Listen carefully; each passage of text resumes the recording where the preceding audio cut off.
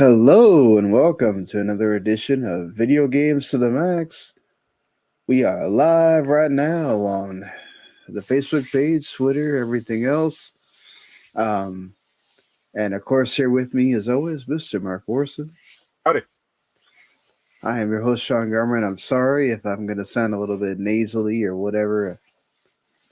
I haven't been back at my house for a while, and all this cat hair and everything that I haven't been around in a while is apparently getting to me. So, apologies if I'm not at the best of health while we're doing this. But hey, so it's been a bit, but there is some things to talk about. Sony announced a disability controller, Project Leonardo.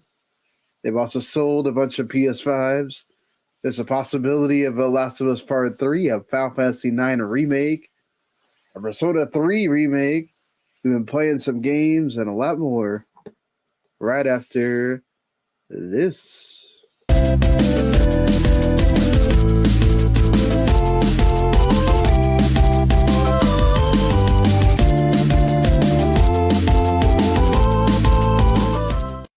You are listening to Video Games to the Max. Well, just to get it out of the way, of course, the housekeeping here.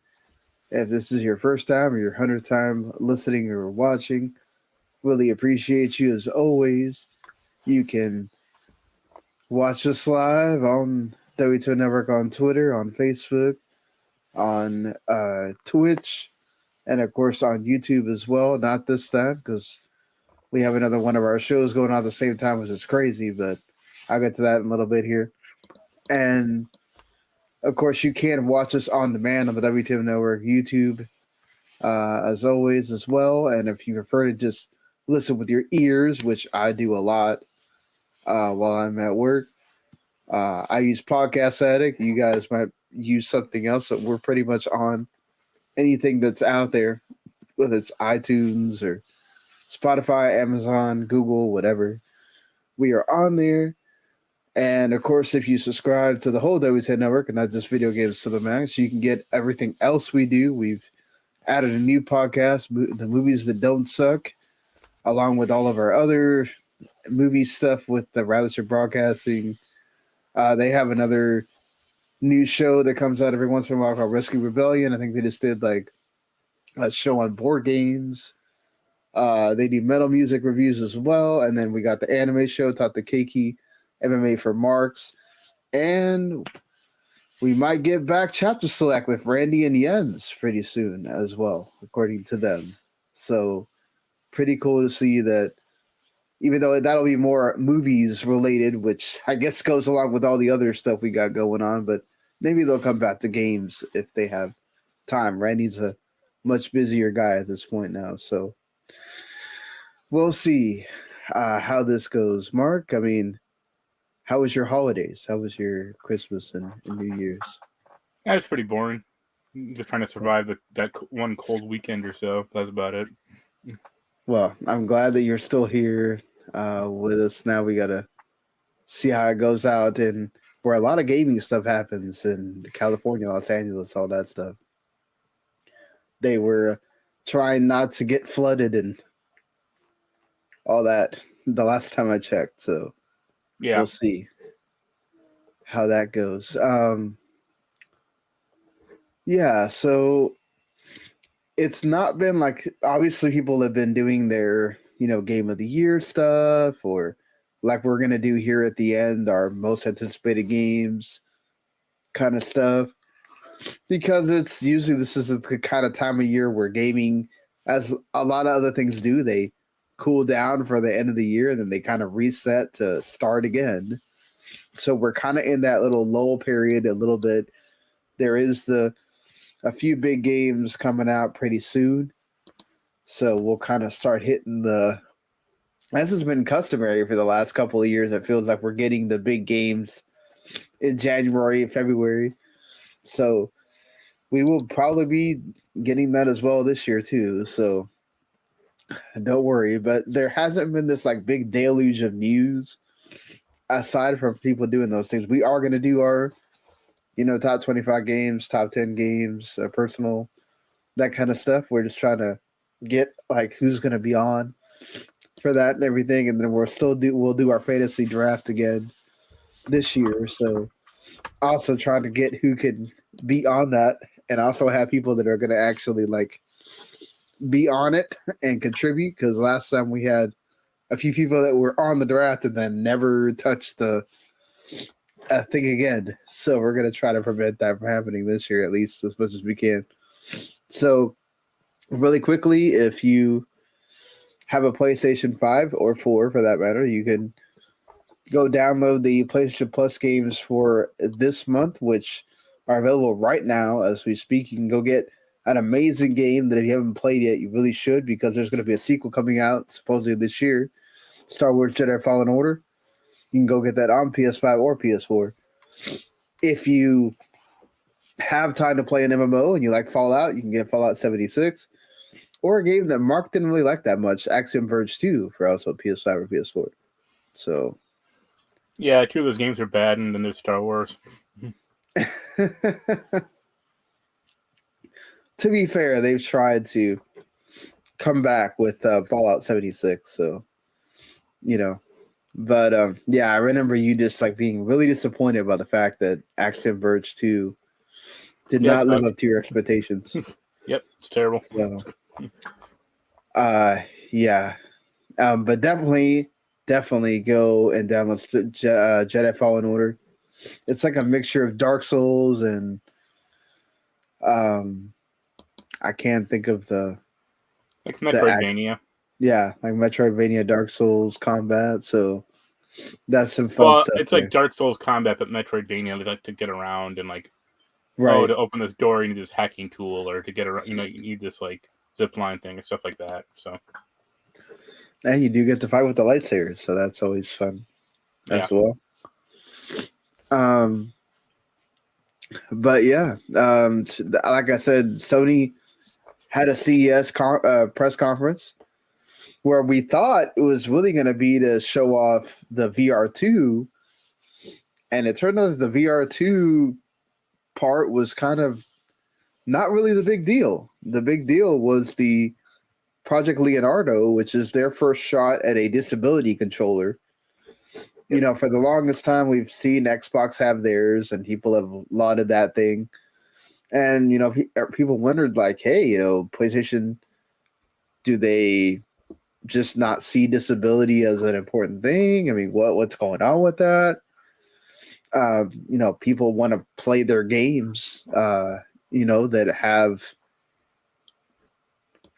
disability or other kind of issues and just can't. And now we kind of get that surprise that this has kind of been in development for a while, along with like Able Gamers helped out as well.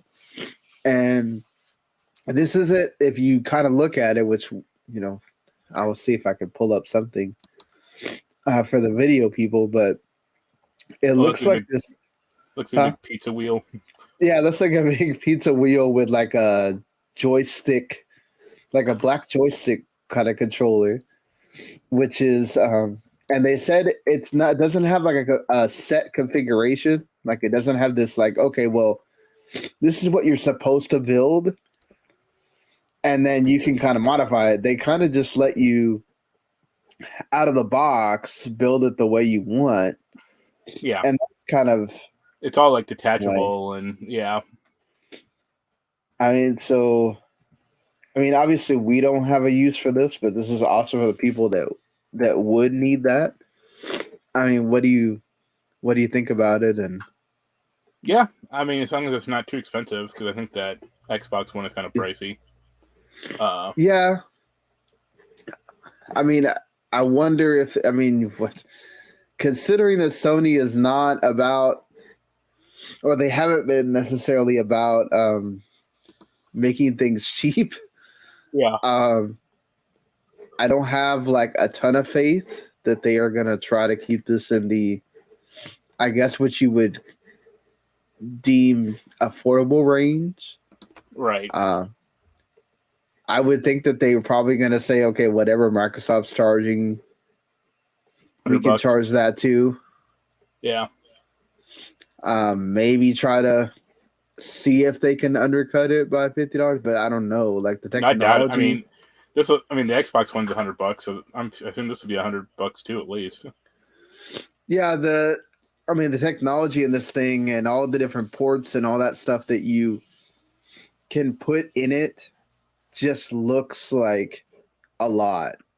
So I don't know that. Yeah, but it's also probably missing features like the vibration motor, or like the HT vibration, or the whole like motion control crap. Right. Which who needs it? So I mean, it is cool that they got Steve Spawn and several other people to be in this and like give their perspective and be able to provide, what the controller needs to really work for disabled gamers and the like. So this is awesome that Sony's doing this finally, and hopefully this helps get things moving in the right direction where we see more of this from Sony. Really, the weird thing is like we still don't really know if Nintendo's working on anything like this. I don't know what you could do for the Switch in that capacity. Just retrofit a NES power pad. Yeah, I guess you could do that. But I mean, it is weird still that like Nintendo doesn't seem to have this affinity for that. They just kind of like, all right, well, you play your games, you don't, or whatever, and it is what it is. But yeah, I mean, it does look pretty cool. It's got the DualSense color, so it has the white with the different configurations of the face buttons and then the back buttons. So this is again pretty cool that they're doing that, and hats off to Sony for doing it. I did mention that they did talk about PSVR 2. The biggest thing from the PSVR 2, I guess, showing at CES was that they announced that Gran Turismo 7 is going to get a free mode. And I guess if you already have Gran Turismo 7, that's neat. Yeah. They also announced Beat Saber, and they didn't announce that if you already had that, you're going to get this for free. Yeah. That's weird because it was on the PSVR 1. So that's what I mean, yeah. That was like the big standout app, so I'm sure. I mean, I also don't understand, like, why wouldn't that be a launch game for the PSVR 2? But okay. Like, I don't really get why that's not a thing, I guess. But sure. I mean, they announced, like, yeah. One reason is because Oculus publishes it now, so that might be an issue. Oh, okay, yeah, I guess. But I supposedly Meta and Sony are working closer together. So yeah. I mean, I don't know why they wouldn't do this, but they really kind of just promoted the things we already know about it. It was like a 5-minute thing. It wasn't.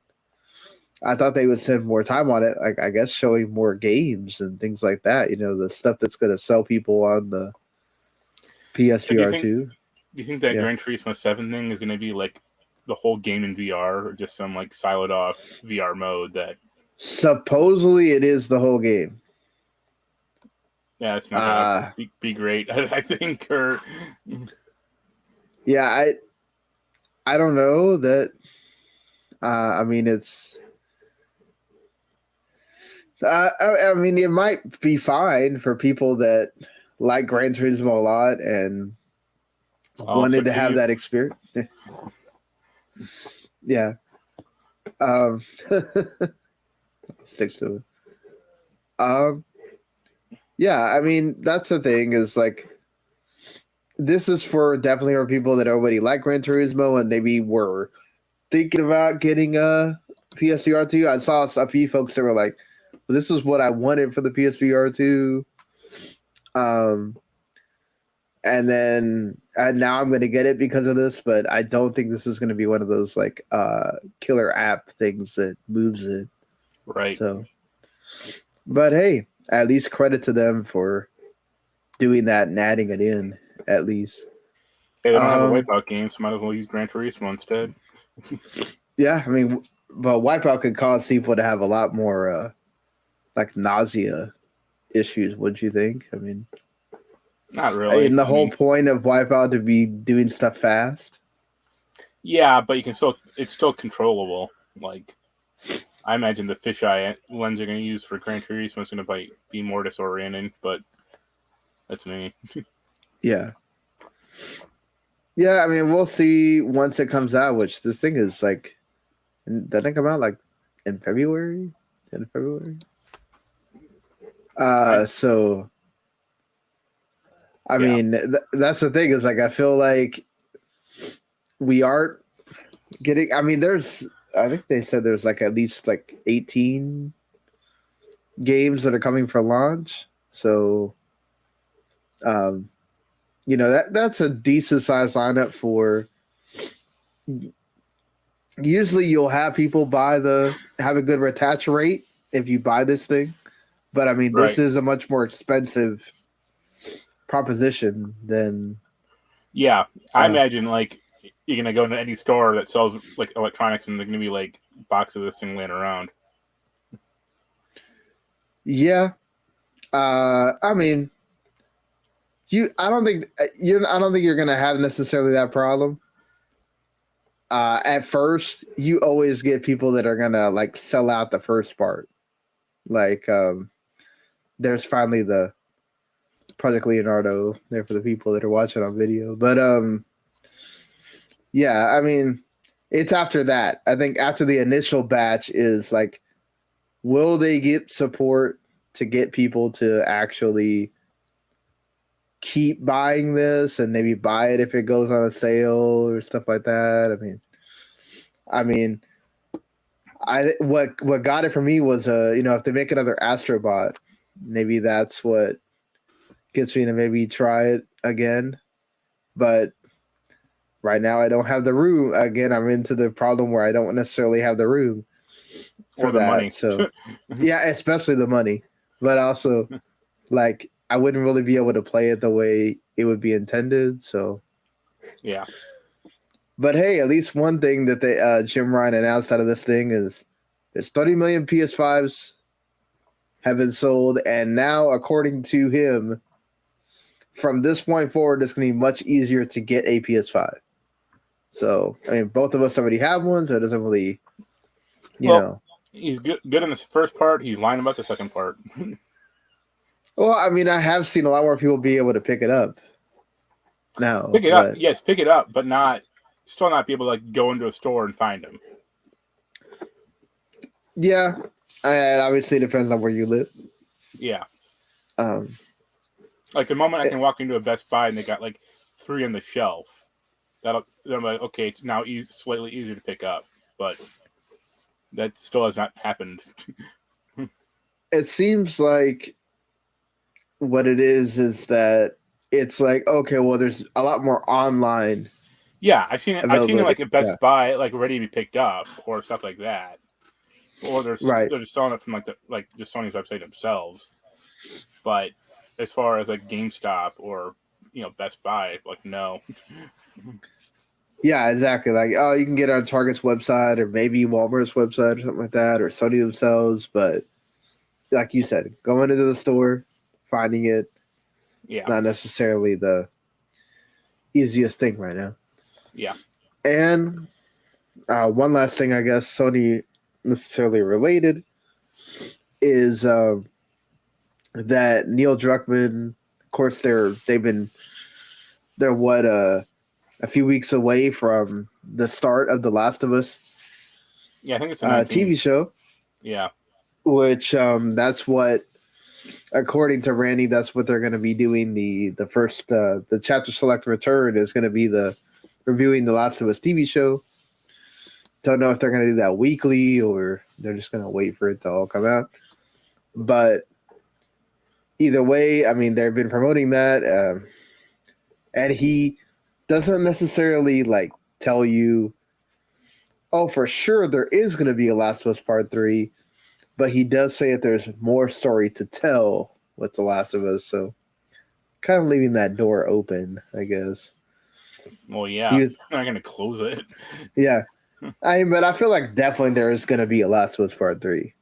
Yeah. I feel like there's too much money left on the table not to do one. This TV show is only going to invigorate people more to want to check out the series. So I would not be surprised if we get an explosion of Last of Us Part 1 and 2 being bought. Or if you already have a PS4 being played, because you can, get it for pretty cheap there. And you can get Part 2 now for like $10 if you hunt around. Yeah, that's true. And then, if you have a PS5, The Last of Us Part 1, not the remake, but the remaster is there for free in the collection. So there's that at least. And then The Last of Us Part 1 is going to be coming to PC in March, I think, March 3rd. So you'll have it on PC as well. A few months after probably the show will still be on by the time that comes out, or be close to ending the first season. Yeah, probably just right around ending. I think it's only like 8 or 10 episodes. So they did announce that there's going to be some changes to the story. They aren't going to be telling, as of now, they aren't going to be telling any stories that are not involved with the games. But I mean, I know you're not like Randy, say, who's like, this is one of the greatest things of all time or whatever. But I guess as someone that's played the games, and do you have a big issue with them saying they're going to change some of the story from the games and all that? Not really, but the only change you need to make is make Nick Offerman's character the main character. Get rid of that guy can stay in The Mandalorian, just have Nick Offerman hanging out for a while. Well, apparently, that's going to be one of the changes is Bill maybe might play a bigger role. Yeah. Yes. So. He's not in the game much at all. He's only in it for like an hour or maybe like 2 hours. I mean, he's in it for like pretty minor in the grand scheme. So I do hope in the game though, like the first game is really weird and awkwardly paced because they just jump from season to season.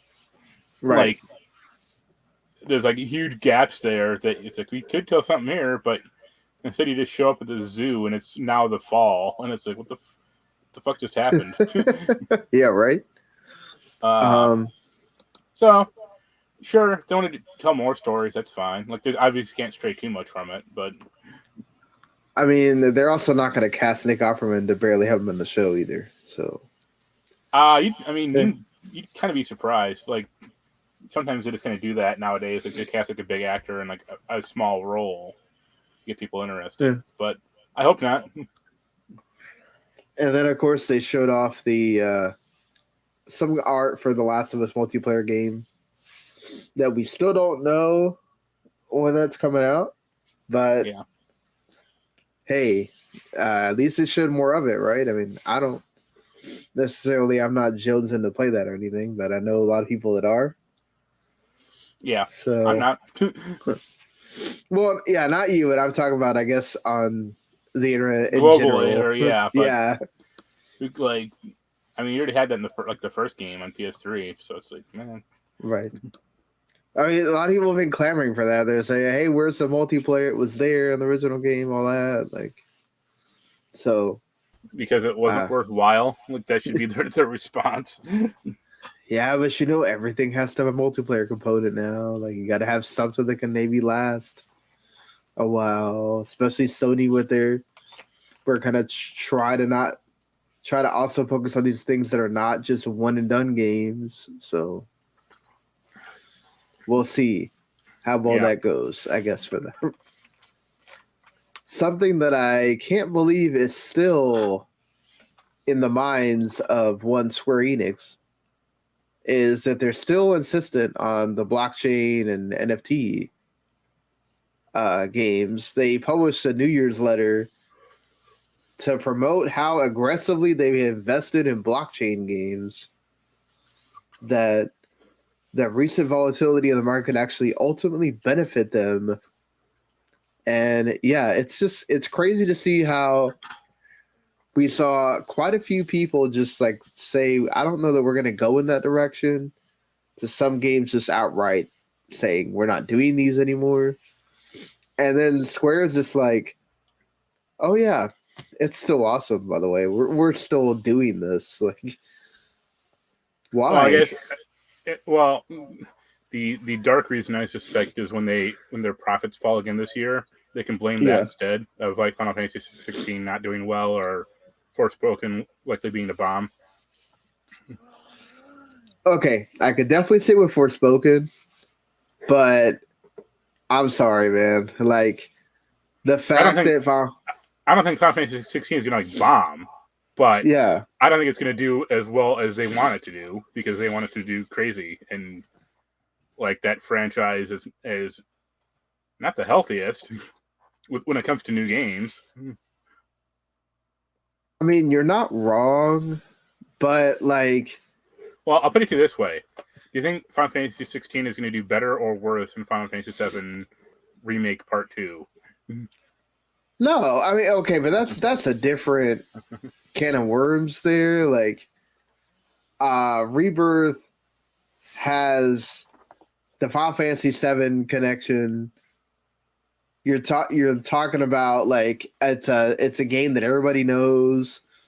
You don't necessarily have to have played the original to have played this according to them. Like, it's going to vary that much that you could necessarily just play it as its own game. Like, people know the characters outside of the game. Like, Final Fantasy 16 is a different animal in that way. But I do think that it's going to sell well because it's PS5 only. There's not that many PS5 only games out there.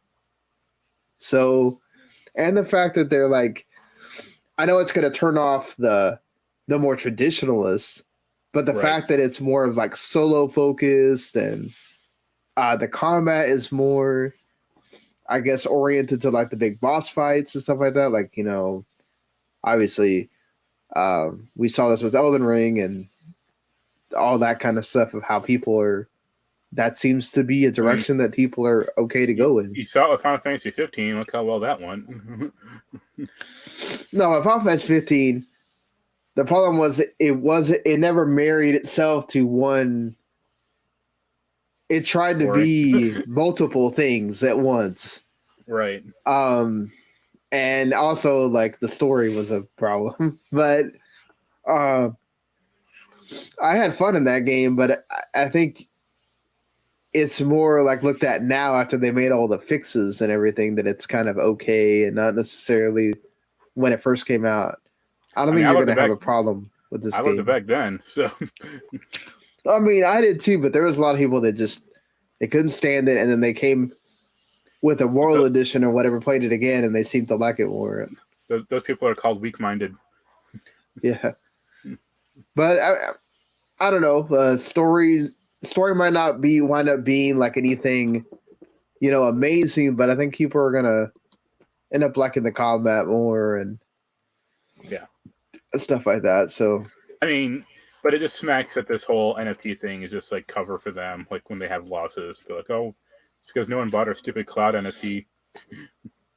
Yeah, possibly, but to be fair to them, they do have good enough art teams that if they can actually make some decent NFTs or blockchain games, I could see people that are Final Fantasy crazy that will probably end up buying the damn blockchain game, sadly. So, no. Until they shut it down 8 months later, like just like First Soldier. Yeah, I mean that won't happen. That's more surprising to me. Like, I could see this thing get announced and then pretty quickly, just like also Babylon's Fall. Yeah, where it's like, oh, I'm sorry, we're shutting this down. Like, you weren't playing this enough. So or Chocobo yeah, Racing GP, like they just that canceled too. that. That really should have not been that way. But Yeah, again, that's Square Enix and their hubris there of just like that's really not what people wanted from this. But sure, whatever. Um, the thing that if it does get announced, whether it's at E3 or Summer Games Fest or Square Enix announced it by themselves or however the hell they announce this, if we really do get that, because Yoshi P hinted at, or was it Katase, hinted at that there's one announcement that's not Final Fantasy VII related because we know that we got Final Fantasy 16, we got Rebirth, which that could still wind up coming in early next year. But we also got Ever Crisis coming out at some point this year. So a lot of it is geared toward the Final Fantasy VII and the anniversary. But he did hint that there's one game that's not related to Final Fantasy VII or the known 16 that they still have to announce. That it's a pretty big announcement. And if you go back to that NVIDIA leak, that we have seen more and more games keep getting announced that we're actually on that thing. I mean, there's an anime show that we still haven't seen jack of. Apparently, like Square Enix got to see it at some point, but we haven't seen it yet. Final Fantasy IX or two. I saw some people actually asking for that.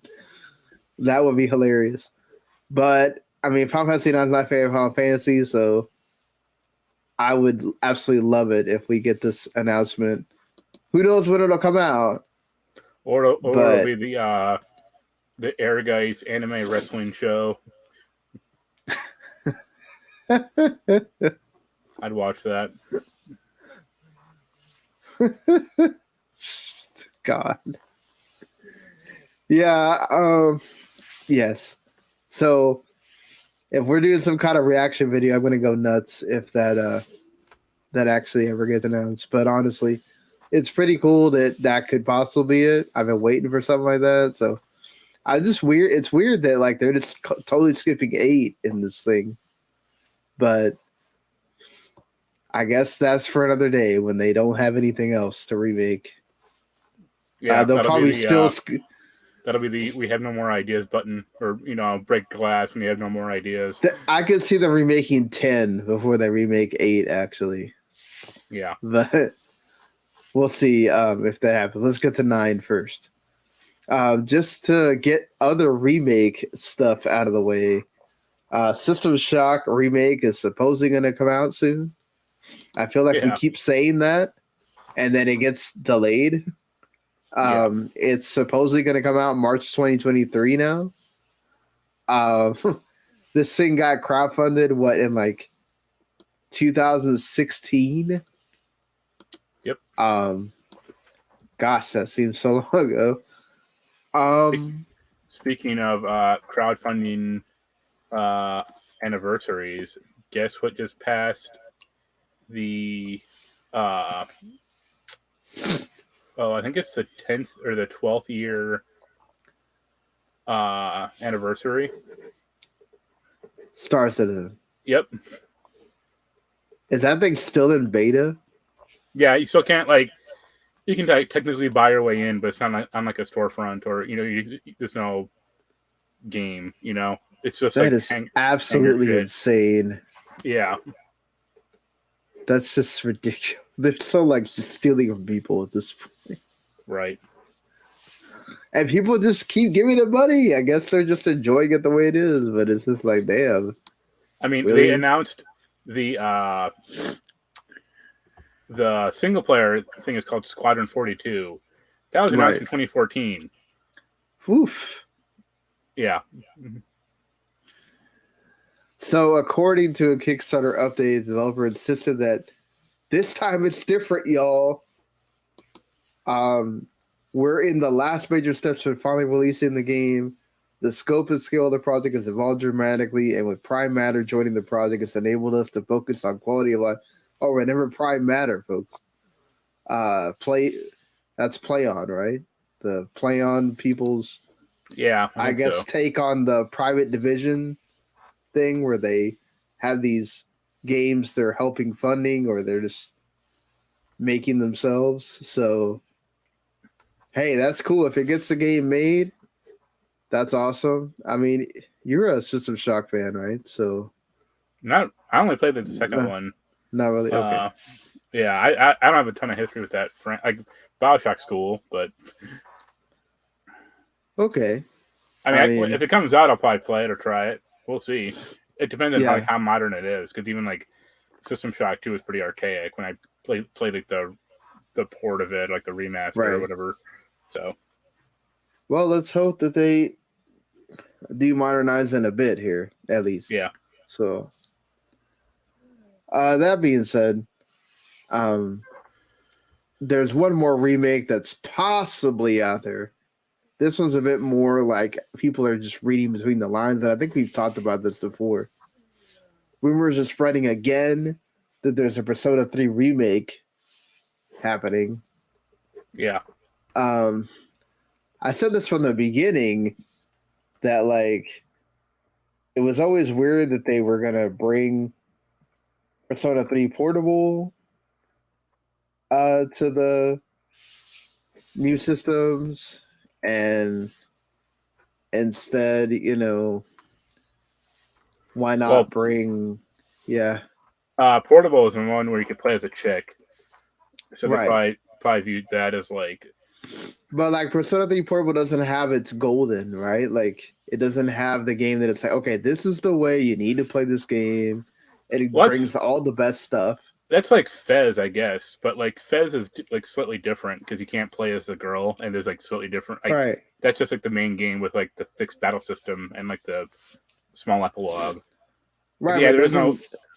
Golden brings in like kind of like Royal. You bring in the new character, and it's the definitive way to play Persona 4. Right. So Persona 3 doesn't really have that, so they could technically remake it. Sure. I mean, hell, they should just be remaking like Persona 1 and 2. Like, that's the thing that I see a lot of people complain about, and I kind of see their point. Like, and we have a lot of stuff with Persona 3, 4, and 5. I mean... Well, those are games that are, like, big and important and got people interested. Like, yeah, Persona 1 and 2, like, some people played them back in the day, but you ask people now, like, have you ever played Persona 2? They're going to go, like, fuck no. Right, but they also haven't really been available on... unless you emulate, they haven't really been available on modern consoles either, so... Sure, but those games are, like... so archaic and weird that like even if they were, people would not like them because those are like damn near strategy games, and like weirdly like first person too. And I say, what the fuck is going on here? Like walking around this school environment. I mean, doesn't that make a case that why you should remake them? Like that's what I was saying. Yeah. Like let's bring that into a modern audience. They like Persona. Like they would probably play this. Yeah. So, I mean, that's where I kind of get the fans of like 1 and 2, where it's just, okay, all y'all do is keep doing 3, 4, and 5. But I mean, to be fair to them, they're not on 3 and 4, are not on the other consoles yet. Like, let's see if that's ever going to be the case where Atlas acts like 1 and 2 exists, because sometimes it kind of feels like they don't. I know they do, like with the anniversary stuff, like the 25th anniversary. Obviously, it was like, when Persona that was 25. Like, that was last year when I think Persona 1 was like 97. Yeah, so that would have been 2022. But like I said, they're just so different games compared to like 3, 4, and 5 that it's hard to go back to them. Like that's why a remake would be good if they wanted to do it. But I don't think I imagine they're just gonna want to keep on rolling, like make another one instead. Yeah, I think that's the problem too. Is like, I think people would also be wanting a Persona 6 at this point, which it was kind of shocking that they didn't announce that as the last thing during that big anniversary thing. So it's like, okay, you didn't announce Persona 3 Remake, you didn't announce Persona 6. So what's the big deal here? They announced the Persona kart racing game. Yeah, right. That's what's left. I guess they did bring the fighting game to. Yeah, that's cool. Especially that's like expensive. That was expensive to get. Yeah. So at least you have that, but I guess we could get a surprise announcement of it. Yeah. But it's still left to be seen what's going to be. I don't know. I kind of appreciate that they're not whoring the franchise out, unlike the franchise we just talked about. So yeah. I mean, but to be fair to Square-Enix,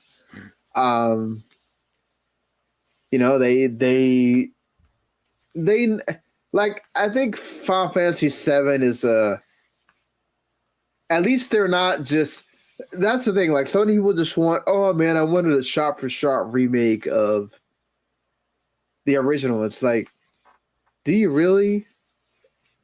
I mean, I think when it's all said and done, people will actually love all three of those games and appreciate that they took the time to essentially make sequels to Final Fantasy VII. Yeah. And I don't think it'll be seen as we're whoring out the franchise kind of thing. Like, it's been long enough. Like, that's okay to remake. Once Square Enix announces a Dirge of Cerberus remake, then they'll be whoring out the franchise again. Yeah. I mean, if you're going to put it all into Ever Crisis and you already... you could essentially do like a Dirge of Cerberus.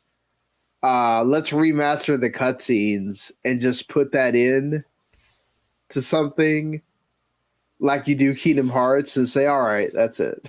I don't think we need to remaster that game or remake that game or whatever. I think it's better off if we don't need to act like it doesn't exist, because he's mentioned that that's going to be spoken about. We already saw Whis in the Yuffie DLC or whatever, but I mean, still, I don't. I'm kind of gonna be like you. Just talk about groan if I hear that they're remaking that. Like, really, Pretty much. Yeah, but either way, we will probably hear something along the lines of either Persona 6 or Persona 3 Remake or something else. Persona by year's end there. Speaking of games that are doing collections like Persona 3 and 4, Hitman is bringing it all together. Hitman 3 is doing a collection, I think, called like the World Assassin or something like that. So Hitman 3 is going to be basically being rebranded and incorporating content from 1 and 2, which I thought they already did. I mean, you can import if you have those games already, you can import them into Hitman 3. But what this is like, they're taking Hitman 1, 2, and 3 out the stores and announcing this Hitman World of Assassination thing, and that'll be the new game, or that'll be the only SKU that's available. Yeah, I mean, because that's kind of what's important about them, right? Is just having do they really have a story that connects? Lightly, Hitman? I mean, there is a campaign, but it's pretty. It's marginalized to an extent, or it's pretty siloed off from the main thing is you're playing the levels over and over and unlocking new ways to kill the targets. Yeah, I mean, I guess that's fair and all, but I mean, it's not also nice. I mean, I have Hitman 1 and 2 on PC, and they said if you have part of the games, you'll be able to get the last bit for a cheaper price. So that's nice. Good on them. Yeah, and you do get them if you have 3, you get a free upgrade to World of Assassination. So Yeah. there's that at least. All right. It's not like you're getting, hey, oh, you have to go buy this all again. So that's always right. Yeah, I mean they do pretty well with like taking care of the customer, or like not screwing over the fan base too much. Yeah, I mean, obviously, it would behoove them to do so. They're an indie publisher, so they kind of need to always be on the side of the fans. Yeah. But still, And I'm sure it's this will good just that they're doing it. Pave the way for Hitman 4. Yeah. I mean, Hitman 3 was well received. A lot of people had it in their Game of the Year list, so we'll see how well this winds up turning out here for this World of Assassination, which pretty much that's what this is. You get them everything together and get to go have fun assassinating things. Yeah. CD Projekt Red apparently has settled one of their Cyberpunk lawsuits. They're going to pay $1.85 million, and this is for the class action lawsuit that alleged that it misled investors over the quality of Cyberpunk 2077. This is the one that was filed in December of 2 years ago by the Rosen law firm. And yeah, oof. I mean, this is they settled for only like basically a little under $2 million, and that's fine. That hurts a little, but yeah, they were faced on the barrel of a much larger lawsuit. So yeah, that's true. I mean, it's like what 17%, I think, of the recoverable damages. Yeah. Which isn't. That's a lot, but it's like you said, it could have been much worse. And considering all the stuff they got in development, I think it will be kind of like not a big deal. Right. Especially because Cyberpunk has such a more positive outlook now that I think people probably forgot that this happened, actually. Yeah. That there was these lawsuits going on. So it's one of those kind of like, well, how the world turns, how things have happened for Cyberpunk and positively, that I actually kind of forgot about that. That like this was going on. So yeah, I guess good on Cyberpunk for at least, or CD Projekt for agreeing to something and get this out of the way. Yeah. Something that's not as cool though, or I guess not in the same level, but still pretty crappy. Madden NFL 23, if you lost your save and it got corrupted due to the data storage issue, about like 60% of those are not going to be, you can't recover your save at all. So can you imagine the people that like already did a ton of franchise mode or any of the other modes, like you lost that all? Like I would not be redoing that again. Yeah, but how important is franchise mode to Madden? I mean, come on. Well, this year that was supposed to be like one of the big things that they changed. So yeah. This year it wasn't very good though. Let's be honest. Madden 23 was not outside of like paying the homage to John Madden. I mean, they say that about every year though. Like it just kind of gets slowly worse, like year by year. Yeah, but it feels like this year they were making such a big deal about this one, and I haven't heard anyone say like, "Oh yeah, this was actually." The consensus is that this is bad. Yeah. It's not like FIFA where sometimes you get, "Oh, I didn't like this, I didn't like that." For the most part, most people like FIFA 23. Not the same for Madden at all. So. And again, that sucks considering that it was sort of supposed to be paying homage to Madden and everything he's done for that franchise there. Assassin's Creed has lost its showrunner for that Netflix series. Of course, this series got announced like 2 years ago. And yeah, we really haven't seen anything of it. So one of these Netflix things that kind of just like, well, they announced it, and now nothing's going on. So, yeah. I mean, yeah, this is why whenever you bring up these TV shows, always look at it with a grain of salt. Right. I mean, to be fair, like nobody planned on the pandemic. And then he said that there was a lot of movement between LA to London, and that kind of has like not helped things. We'll see how long it takes for them to get another showrunner, but usually this stalls things a lot here. That's another few years. Right? I mean, at least Ubisoft's been helpful with it, but I mean, they got enough Assassin's Creed stuff going on that I don't think it's going to be the worst thing in the world if they don't have this. They're just waiting for Nick. They're just waiting for Nick Hoffman to get free so he can be the next assassin. Yeah, I watched that show. Mm-hmm. I definitely know you would. Anything else you want to before we get to the games here? Well, Microsoft backed down from their stupid FTC bitching. I mean, funny. That was dumb language that they put in that thing, but yeah, FTC still doesn't really. The fact that they're like not, not trying to actively go crazy about a settlement, and even they've said that if they don't reach a settlement, they're just going to close it. So, okay. This is going to go on the whole year again, sadly. I wouldn't be surprised if we get to the end of the year and Microsoft still doesn't have an Activision Blizzard. Right. But hopefully they'll be closer to it, I guess. Yeah.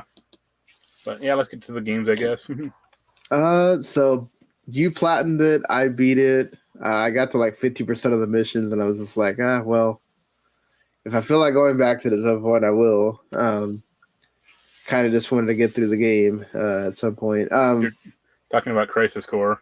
Yes, Crisis Core.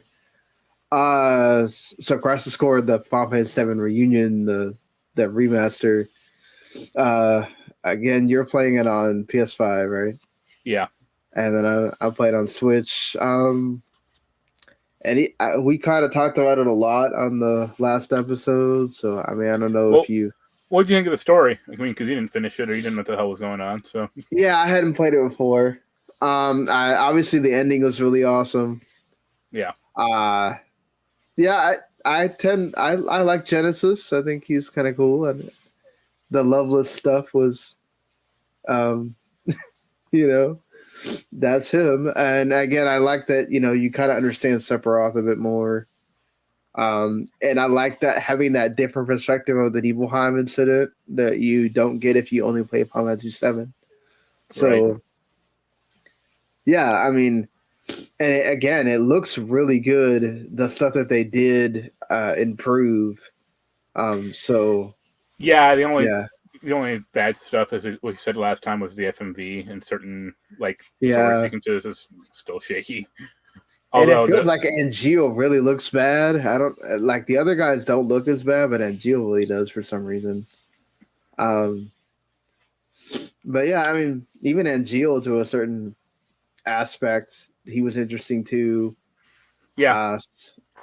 So I like the story overall, and it made me actually go and see if I can finally get myself to beat Final Fantasy VII, so we'll see how that goes.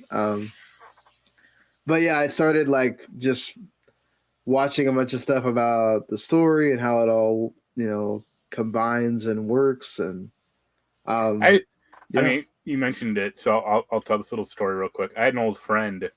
He really liked Crisis Core, and he used to say that his big theory was the Loveless play is an analogy of the whole Final Fantasy VII storyline. It was somehow they had Loveless is their plan, and it's all a metaphor for Final Fantasy VII.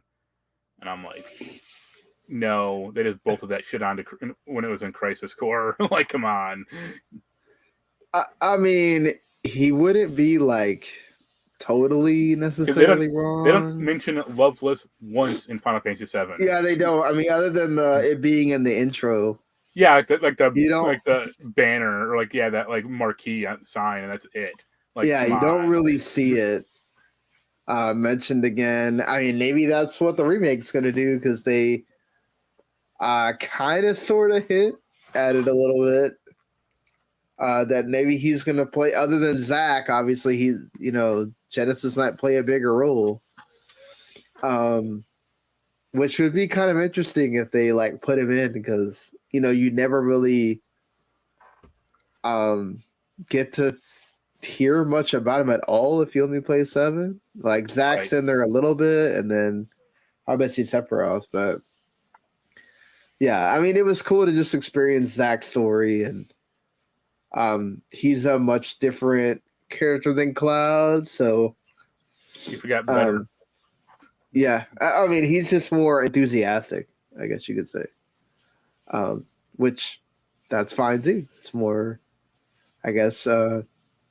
And then it's like, once you play this game, you obviously get a sense of the like Cloud struggle in 7. Like I think I understand it a lot more now, having played this game too. So plus the gameplay was fun as hell. Yeah, what do you think of the gameplay? Like, actually, I mean, you didn't get like too far into the battle system, but from what you saw. Well, I mean, I played like 50% of those missions. That's a lot. Well, here's the thing: you didn't get there are items in the game that break the limits in the game, like the HP and the damage limit. So instead of like 9,999, you're dealing 99,000. Right. I don't think you got that. No, I didn't get that, but I mean, and there is there are abilities in that game that are just like fucked. Like the main one is called Costly Punch, and it takes away like maybe like a fifth or like a sixth of your HP, but it deals like 99,000 damage. Oh, okay, wow! Like every time you do it, or it's like it takes off like. Yeah, I think like a tenth of your HP, and that's every time you use it. But it's like the move to use. And you did I did the boss fight. There's a hidden boss fight in the game. The boss has 10 million HP. Jesus, that's on normal. The hard version has 77 million. Good lord. Right. Yeah, I didn't feel like I needed to do that, but I mean, I thought the gameplay was still fun. Yeah. I like that they made the DMW not obtrusive, and it just kind of helps you here and there. I love getting the random like, oh, no MP costs or no AP costs or all that stuff. So there's one mission in that game. Did you ever find Tonberry? Yeah, I did the Tonberry. Okay, his last mission, there's a spot in the map where you can get a Tonberry to basically glitch into the level, or he gets stopped by a barricade or like by a wall, so he'll just keep walking at you, but he can't actually get you. Right, and you can just let the DMW spin forever. Awesome. And that's how I leveled up, or a lot of the time, because I can get Moogle or I can get Cisne to do her thing, then get Moogle to level up my materia, or just like level my character up. So it's like, yep, I'm just gonna let this run for an hour or two and then come back to it. I also like Cisne a lot. Sucks that she doesn't really appear. That's like another part of me shooting holes in my buddy's plan. It's like, oh, they have a plan. I'm like, no, they don't, because they just bolted her into this game. Like, it's not like she pops in Final Fantasy VII, at all. It's like they needed another love interest for Zack besides Aerith. Yeah. And Yuffie was too young. Yeah. Oh God. Yeah. Way too young. That stuff's cute though. Like with the Yuffie. And it sucks because like you said, I like Cisne a lot. Yeah. Like more than Tifa. So. I mean, I don't know how to go that far, but yeah, I do think that like what she does for Zach or whatever in the game is pretty cool, and Yeah.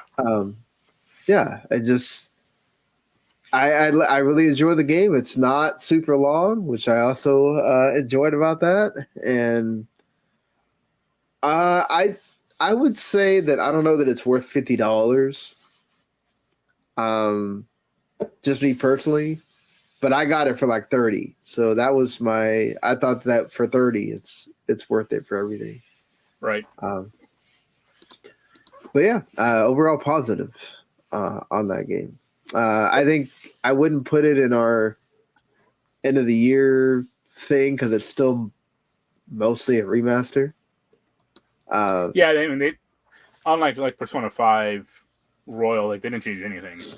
Yeah, they didn't. They didn't change anything except make the voice acting worse. So I can't speak on that, but I'll take your word for it. Yeah. It does really make you feel like, okay, they're definitely going to spin this on its head when we get to Rebirth here. And that's why they wanted to give you the original story so you can play through that. And then when they changed things in Rebirth, you can't really get upset because that original story's out there for you. Right. So, or people playing Rebirth, they'll know who the hell Zach is. Yeah, that too. They'll definitely know who Zach is, and you would appreciate him. So that's another thing too. Like I said, that made me want to go try to see if I can get through Final Fantasy VII finally. So I'm almost done with Midgar. So the whole part of Final Fantasy VII Remake. That's like I'm the almost first done with disc. that. Yeah. Yeah. The whole like first 6 hours of the game.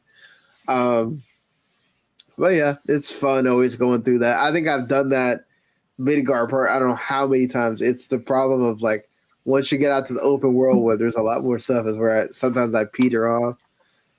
So I'm gonna try to not do that this time and keep up with it. But I mean, we'll see.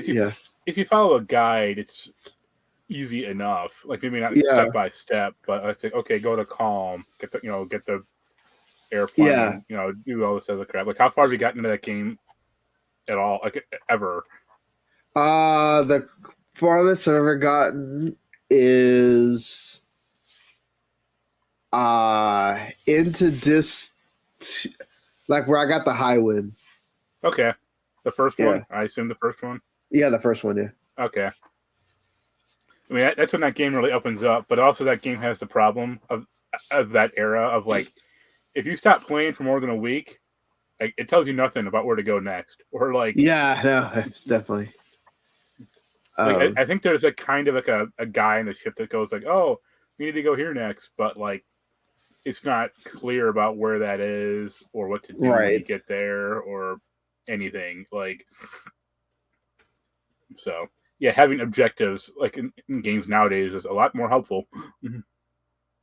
No, certainly, and then also I really do appreciate the ones that do hey, you haven't played in a bit. Here's the recap. All right, like more games should really do that. Honestly, it would be great if more games did that. To be fair. Yep. I haven't been playing. That's all I've been really playing. I just downloaded that. I got a code for Space for the Unbound, which comes out on the 19th. I downloaded it. That's all I've done with it. We'll see. Tomorrow's my day off, so I'll probably get to dive into it and maybe get to skirt around the embargo and talk a little bit about it. I haven't played anything. I played like I finished up WoW. Yeah, and that's been about it. Any like final thoughts? I did part of the raid. It was okay. And the stuff I want to drop never did. So I'm like, yep, this is WoW. It sounds like because there are like mounts in the game that you can only get you can only try for like once every week. Yeah, and it's like, yep, doing this for the past 9 years now, and like it's like, wow, this is a good use of my time. Right? That's exactly what you want to be doing there. Yeah. Yeah. I'm also waiting to see what's going to happen if we get code for One Piece Odyssey, which comes out like next week. So watch, we'll get like a PS5 code, so it'll be screwed. I mean, I'll be fine. I have both, so it doesn't matter. Yeah, but you don't want to. You're not playing that regularly, so that's the issue. Yeah. I mean, it looks like my housing situation is going to get better, where I can have more access to my PS5. The only, I mean, in the hotels, the Wi-Fi sucks, so I can't use remote play at all. So that's why I can't even really play those games. But, yeah, I mean, either PS5 or Xbox, that works. We'll see how that goes. But our last thing we're going to do here is our top 10 or a little bit more thereabouts anticipated games of 2023. Like I said, we'll do our top 10 of 2022 and our usual like building a top 25 whenever we can figure out who's going to be on it and when we can do the show. But, you know, since we're already kind of looking ahead to next year or this year that we're already in, I guess why not kind of go through some of our favorite games. So what are your, you have 11 here. What are your 11 through 5, I guess? 11 was Theater Rhythm. I'll probably get that next month when it comes out. Yeah. Everspace 2, that's due out this year, finally. But, I mean, I've already played it. It's in early access since it came out like a year and a half ago or whatever. Remnant 2, that's a big if. It comes out this year. Yeah. Number 8 is an Aiden Chronicles 100 Heroes game. That's another game that, like, I'm not sure it's going to come out this year, but, you know, hopefully. And then Diablo 4. They promised that that's going to come out. Yeah, but who knows? Yeah. And then 7 is Diablo 4. Diablo 4. I mean, that's going to be probably a big game for you and Jens, I'd imagine. Assuming it's good, yeah. You think it won't be? I think Blizzard has a damn lot to prove. I mean, they can't get worse than what they went through last year. So, I don't know. I mean, it could be, but I have faith that it's going to be good. Like, I think I get that why the hesitancy and everything, but I feel like they just it can't be bad. Like, I think they just have too much writing on it for it not to be good at this point. You know? So yeah. I have like one of my games I'm definitely looking forward to, and maybe not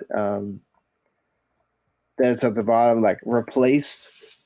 When that thing got announced at that Xbox show, I thought it looked awesome, and then they showed it again at the Game Awards. Still looks freaking great. So excited for that. Resident Evil 4 Remake. Definitely want to play that when that comes out. One of those March, the spring games. That'll be cool. For sure. Ever Crisis. Looking forward to playing that, of course, so we can continue the Final Fantasy VII. Hollow Knight 6 Song. So another one that we're looking forward to, and also Theater Rhythm as well. I'm going to get the super duper big edition for that. Yeah, I'll probably pick that up too. But you'll get it on the Switch and I'll get it on the PS5. Yeah. It's a good thing to have portably, I won't lie. Just to be able to turn that thing on and play for a little bit. And at the cost of performance, then it becomes an issue. If the characters still look like they do on the 3DS, I don't think we're going to have performance issues. Well, Crisis Core doesn't run well on the Switch. No, it runs well on the Switch. It doesn't run at 60 frames. It runs at 30, but it's a locked 30 frames and it runs really well. I don't have any problems with it glitching or. All right. Yeah. So I mean, what are your your final five, I guess. My top 5 or 6 or whatever. Fire Emblem and Engage. All right, That might be I've heard okay. good things. I know the previews just came out for that, and people are a little shaky on it. Like, Yeah, I guess it kind of removes some of the social aspect stuff, but it's like that's not entirely bad. Like, it gets kind of bogged down in like 3 houses a little. Assassin's Creed Mirage, and then Jedi Survivor. Those will be cool. The top 3 were the Suikoden Remaster. yeah, that's totally yours. And I know I'm going to be buying two copies of that because I'll buy it when it comes out, and then I know Limited Run will have like the super deluxe version of it like 9 months down the road. You know, here's a $200 box of it. We get the soundtrack and all that other stupid crap. Right. I'll be pissed. And the top 2, which are kind of jokes, but we'll see. The second one is Grand Blue Fantasy Relink, and I've only had that on my list for like the past 4 years now. Yep. It's gonna come one of these. It's gonna come one of these years. I just know it. And the top one is Regency Solitaire 2. Fair enough. Yep. Yeah, I know you love that first Regency Solitaire, so. Yeah, and I've been following the guy, the programmer or the main guy on Twitter, and what they show looks good. Because then, like, the last 2 games they've made like weren't bad, but they weren't what I wanted necessarily. Right. So this looks like a nice return to form. Yeah, let's hope so. Yeah, for me, One Piece Odyssey, which is about to come out pretty quickly here, so happy that I get one of my games I've been looking forward to. The first, I guess you can call it JRPG for One Piece. It got turn-based battles, stuff I love. You get to go through the whole One Piece story, but they're not doing it like, in the direct, way. You're still all 30 years of One Piece. Where the fuck long it's been? Right. Hey, still gonna be really good, I think. I don't know why I had Theater of Them already there. Like a Dragon Ishin. I'm excited for that. Yeah, I'm just super pumped about that, but I'm not sure it's gonna come out this year. You really don't think so? They're like even saying, I mean, I know that they have that other one that for sure is probably not coming, but I think like Ishin for sure it's gonna come. Hopefully. And then of course the 2 Final Fantasies. For me, Final Fantasy is my favorite franchise, so why not? The 16, and I don't know that Rebirth is gonna come. I'm hoping I really doubt it. that it's going to be a December 2023 game. He did say that things are progressing well, but I wouldn't be surprised if we're talking about January, February 2024 when that finally comes out. Yeah. Another one that I forgot to put on here, Alan Wake 2. Pretty excited for that too. Right. But I mean, yeah. No, mm-hmm. That demo didn't leave me with the best of feelings. Yeah. I might try to go play it again or whatever, but I mean, also, I'm kind of debating on Dead Space Remake, and that comes out like 3 days after, and it's like, I don't know that I can, buy both. So, and plus I got to spend all that money on the Final Bar line that comes out like not that long after there. So that's going to be like, that's the super duper edition. So I think that's like $120 or something. That's 100. Oh, 100. Okay. But yeah, once that comes out, I'll probably just be playing that for a while. Right. But yeah, I mean, there's a lot to look forward to for this year. A lot of games that got delayed from last year that are probably going to come out this year, you'd think. I don't think we're going to see so many delays as we have in the last couple years because of, like, that's when we really had to deal with COVID. So I think we're going to start seeing more games start actually hitting the dates, or if they get delayed. They get delayed like to where they'll end up coming in later in the year, but they actually come out. So we'll see. Let's hope Microsoft puts out more than 3 games this year. Well, I mean, even if they, but okay, let's think about it. If what they came out with last year was just really small. It's like we're talking about Pentiment, Grounded, and I can't even think of the other game right now. So, and I don't think that was actually like a Microsoft game. I think it was a High on Life was just, that's a third party thing that they just got the exclusive rights to. But I mean, if you get both Redfall and Starfield within, let's say, March and May, which the rumors are that Redfall is coming in May and Starfield is possibly coming in the spring. The other game was As Dusk Falls. Oh, As Dusk Falls is not Microsoft either. I think that's just an exclusive. Yeah. But yeah, I mean, I like that As Dusk Falls and everything. But if you release both those two, and then Forza Motorsport 8 or whatever they're gonna call that later in the year, I mean, that's 3 really quality games. I mean, I don't know that I'm gonna play any of them unless I can.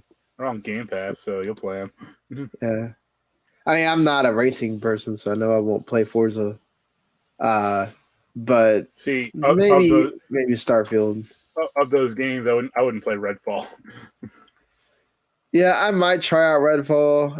It's not like moving me. There's other stuff coming to Game Pass that I'm. It just smacks of all these other 4-player games, like, you know, right, Back 4 Blood or Evil Dead or all this other stupid crap. Yeah, all that exactly. I mean, Back 4 Blood was fun. Come on, Back 4 Blood was really fun. And then quickly flame out. Let's see if Redfall can buck that trend. Oh, another game that I'm super excited about. I forgot. Wow, how did I forget this game? Sea of Stars, which basically is like an indie version of Chrono Trigger. Looks freaking amazing, and it's supposed to come out this year. So, yeah, but like I said, there's a lot here that, you know, we could probably do a top like 20 or 30, whatever. There's a lot. If all this stuff comes out this year, Bless you. Thank you. Sorry. Our wallets are going to be screaming. So, that being said, I think unless you have anything else. Nope. So, that's pretty much it. What are your most anticipated games of this year? Let us know in the comments on YouTube, or, you know, you can email us, w2network@gmail.com. Hit us up on Twitter at w2sean, at Humanity Plague, at w2 network. Whatever, you can go watch us on YouTube, on Twitch, or go listen to us on the podcast of your choice. If you like what you heard, you can hit subscribe.